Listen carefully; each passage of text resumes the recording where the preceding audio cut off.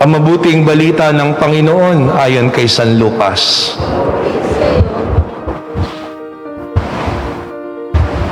Kagalang-galang na Teofilo, marami na po nagsikap na sumulat tungkol sa mga bagay na naganap sa gitna namin. Ang kanilang sinulat ay ayon sa sinabi sa amin ng mga nakasaksi nito, buhat sa pasimula at nangaral ng salita. Matapos na ako'y makapagsuri ng buong ingat tungkol sa lahat ng bagay na ito, buhat pa sa pasimula, minabuti ko pong sumulat na isang maayos na salaysay para sa inyo upang lubusan niyong matiyak ang katotohanan ng mga bagay na itinuro sa inyo. Nang panahong iyon, bumalik si Jesus sa Galilea at sumasa kanya ang kapangyarihan ng Espiritu Santo. Kumalat sa palibot ng lupain ang balita tungkol sa kanya. Nagturo siya sa kanilang mga sinagoga at dinakila siya ng lahat. Umuwi si Jesus sa Nazaret na kanyang nilakhan, gaya ng kanyang kinagawian. Pumasok siya sa sinagoga ng araw ng pamamahinga. Tumindig siya upang bumasa at ibinigay sa kanyang aklat ni Propeta Isaias. Binuksan niya ang aklat sa dakong kinasusulatan ng ganito, "Suma sa akin ang Espiritu ng Panginoon, sapagkat hinirang niya ako upang ipangaral sa mga dukha ang mabuting balita. Sinugo niya ako upang ipahayag sa mga bihag na sila'y lalaya na, at sa mga bulag na sila'y makakikita, upang bigyang kaluwagan ng mga sinisiil, at ipahayag ang pagliligtas na gagawin ng Panginoon." Nilulun niya ang kasulatan. At matapos isauli sa tagapaglingkod, siya'y naupo. Nakatitig sa kanyang lahat ng mga nasa sinagoga at sinabi niya sa kanila, "Natupad ngayon ang bahaging ito ng kasulatan, samantalang nakikinig kayo." Ang mabuting balita ng Panginoon. Puri ka namin, Panginoon.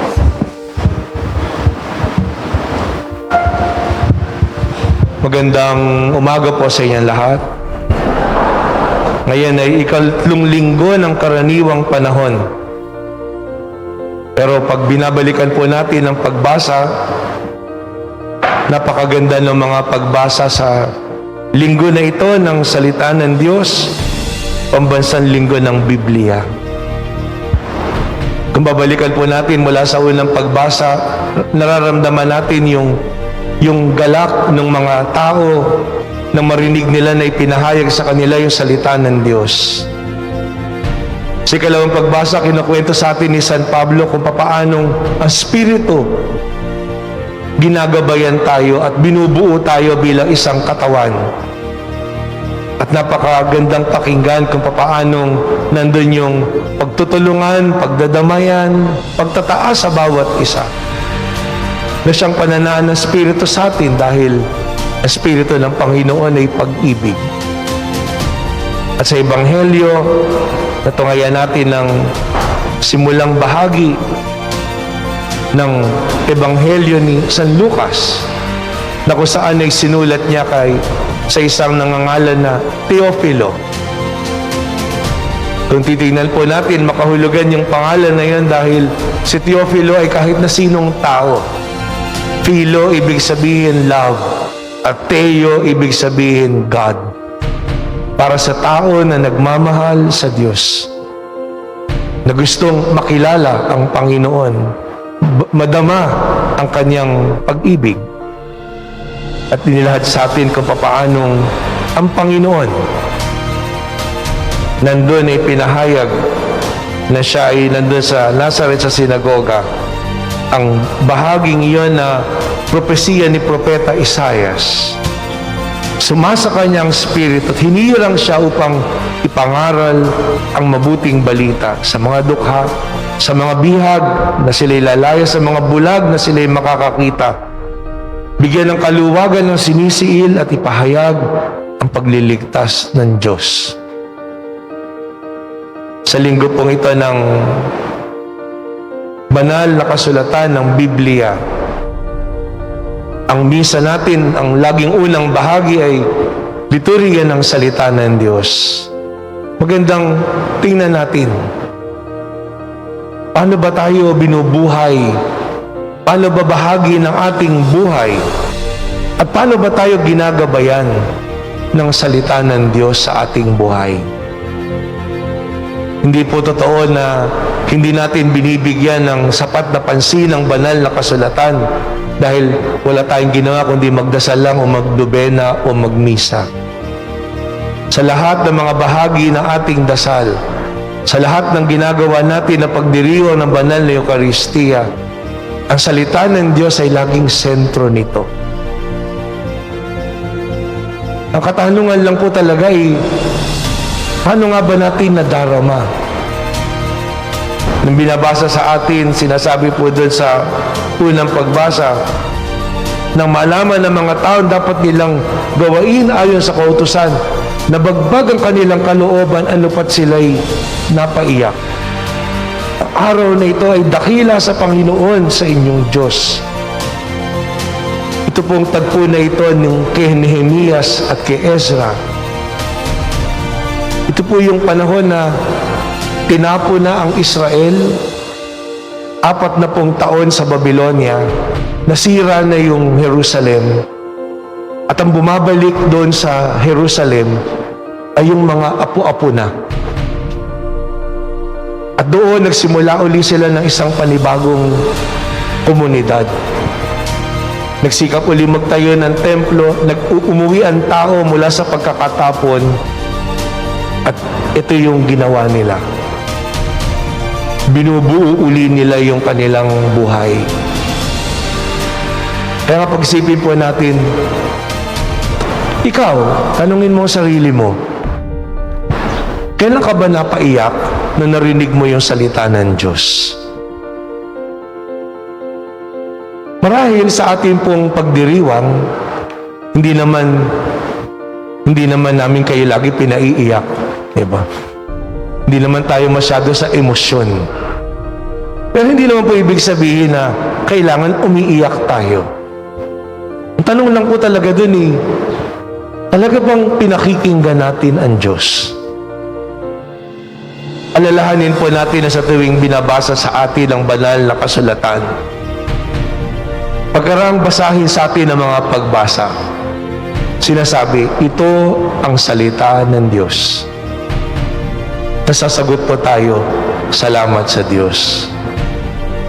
Dapat kasi sa tuwing naririnig natin ang salita ng Diyos, huwag yung dumaan lang sa ating tenga o naisip lang natin.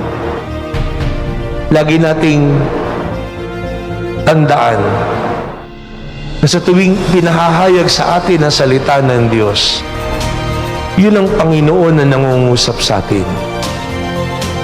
Kaya nga habang naririnig natin yung salita ng Diyos, iba-iba yung dating po niyan sa ating buhay. May mga bagay na maiisip tayo. May mga bagay na maaalala tayo. At bawat isa sa atin, iba-iba ng mararanasan. Mararamdaman natin. Hindi ibig sabihin, iiyak ka. Kundi mararamdaman mo na ito Diyos na ipinahahayag ang kanyang kalooban sa iyo. Ito ang Panginoong Diyos na pinaiisip sa iyo kung ano yung mga bagay na dapat gawain. Ito ang Panginoon na nagpapadama sa iyo na ito yung mga bagay na dapat mong ipagpasalamat. Kaya nga po, ang ganda po yan pag uwi niyo, balikan niyo uli po yung mga pagbasa. At habang binabasa, pakiramdaman niyo yung sarili ninyo. Ano yung mga pumasok sa isip niyo? At nakatitiyak po ako, yung mga bagay na yon na maiisip natin, yung mga bagay na yun na maaaring iiyak natin, o itawa natin, o seryosohin natin, merong mensahe doon ng Panginoong Diyos. Mensahe para tayo panibaguhin. Mensahe para tayo hamunin. Na binabasa ko po yung Ebanghelyo kanina, yung dulong bahagi na sabihin na mula sa propeta Isaias. Naalala ko po nung binasa ko tong una nung ako po ay diakono. Binasa ko po tong una nung misa ng Krisma nung 1991. At pinakanta po sa akin noong araw yan doon sa katedral. Kaya pag narinig natin yung salita ng Diyos, may mga maiisip tayo na babalik sa atin. At yung mga bagay na yon para ano? Para tayo panibaguhin. Kaya nga, pagpukulan po natin ang salita ng Diyos. Meron tayong Bible enthronement, nandyan yung banal na kasulatan. Ngayon kung tutusin po, mas madali eh. Pindutin mo sa telepono, may mga Bible app. Kahit nga wala kang Bible app, umindot ka ng kahit na ano, nandun lilitaw. Pero ang tanong po dun eh, binibigyan ba natin ng Panginoon ng pagkakataon na mangusap sa atin? Nagbabasa ba talaga tayo ng banal na kasulatan? Hindi naman po kailangan kabisahin natin. Ako, hindi naman marami ang kabisado kong verses sa Bible. May ilan, kabisado ko, di ba? John 3:16. Pero hindi yan paramihan ng kabisado sa Bible. Ang mahalaga po ay pinakikinggan natin ang salita ng Diyos. Kaya nga po, siguro, magandang resolution po natin yan. Magnilay tayo sa salita ng Diyos araw-araw. Katutusin, pag magsisimba tayo araw-araw, magninilay tayo sa salita ng Diyos. Pero siguro magandang exercise po yun eh. Salita ng Diyos kasi lagi natin naririnig. Nakikita natin. Pero magandang bigyan talaga natin ng diin. Ito yung salita ng Diyos. Anong gusto sabihin sa akin? Anong hamon nito sa akin? Merong nung bata po tayo, pinagturuan tayo na magsalita, magsulat, magbilang. Di ba tinuruan tayong ng ABC?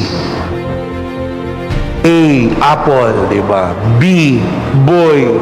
C, cat. Meron ko nakita isang bata, mahilig siya sa laruan. At ang laruan na hilig niya sa sakyan. Kaya yung ABC niya, tutuwa yung magulang kasi puro sasakyan. A, Audi. B, BMW. C, Chevrolet. Pero minsan may nakita po ako sa internet, nakatutuwa yung bata. Yung ABC niya, Bible verses. A, ask and you shall receive. B, be not afraid. C, cast all your burdens upon me. D, this is the day the Lord has made. Hindi po, letter T pa yun eh. D, may naisip na po ako kanina, nakalimutan ko uli ngayon eh. Ang ba yung D? Do not be afraid. Kayo, talungin yung sarili nyo. Mag-ABC kayo ng Bible verses. Kaya narating ko pa lang po hanggang D eh. Pero maganda yun. Subukan nyo mamaya. Sumulat kayo. Maghanap kayo sa Bible. Pero hindi na naman po para makakumpleto ka. Kabisahin. Kahit po araw-araw isa lang. Kahit araw-araw isa lang. Na bagay na pwede niyong pag-usapan bilang mag-anak. Kuminsan kasi ubo-upo tayo, di natin alam ano pa pag-uusapan natin. Pag-usapan natin yung salita ng Diyos. Anong masama po na kumuha tayo ng isang salita? O maski ikaw sa sarili mo, pagkaraan mong kumuha ng isang Bible verse, sulat niyo po. para meron kang consciousness na ito yung sentence of the day. At magandang pagnilayan, paano to totoo sa aking buhay? Paano ako gagabayan ng mga bagay na ito? Ang Panginoon hindi nagkukulang ng pagkakataon para padamahan tayo ng kanyang pag-ibig. Katulad lang talaga ng mga tao sa binanggit sa Ebanghelyo, may bukas ba tayong puso? Kaya nga pagka tayo po nagdadasal, makita niyo ang Diyos, gumagawa ng paraan yan. Meron kang matanggap na text, may biglang marinig kang commercial sa radyo, meron kang biglang mabasa na Bible passage, o may tao na makausap ka. At magulat ka pag inisip mo, itong Panginoong Diyos, patuloy na nagpapadama ng kanyang pag-ibig, ng kanyang presensya sa bawat isa sa atin. Buksan natin ang sarili natin sa salita ng Diyos. Bigyang pansin po natin ang ating banal na kasulatan. Pag pinahahayag ito sa tuwing tayo nagdadasal, pakinggan natin. Kumisa nakakalungkot po yan eh. Yung bang may mga pupuntahan ka, magmimisa, lalo na po sa patay. Makita mo, yung iba tuloy lang sa sakla. Hindi ko lang masabing, dapat pala sinama ko si Chip. Diba? Kasi pag may pulis, matatakot yun, baka makulong. Pero kung isipin mo, ano yun? Nakiramay ka ba para makisakla lang? Ang pakiramay ay magdasal. Mamamatay ka ba pag tumigil ka ng pagsasakla? Malalagutan ka ba ng hininga? Samantalang pumunta ka doon para makiramay, gano'n na yung tumigil para magdasal. Kaya, yan po siguro yung pagsumikapan natin. Huwag nating palampasin yung mga pagkakataon na pwede tayong magdasal. Lalong higit, pwede tayong magsimba. Huwag nating katamaran o tanggihan o isang tabi o iwalang bahala ang salita ng Diyos. At kapag ginawa po natin na binubuksan talaga natin yung puso natin, makikita po natin ang Diyos hindi nagkukulang sa paggabay sa bawat isa sa atin. Dahil ang salita ng Diyos laging magbibigay ng inspirasyon, laging magpapaliwanag ng ating buhay, laging papanibaguhin tayo sa ating buhay araw-araw.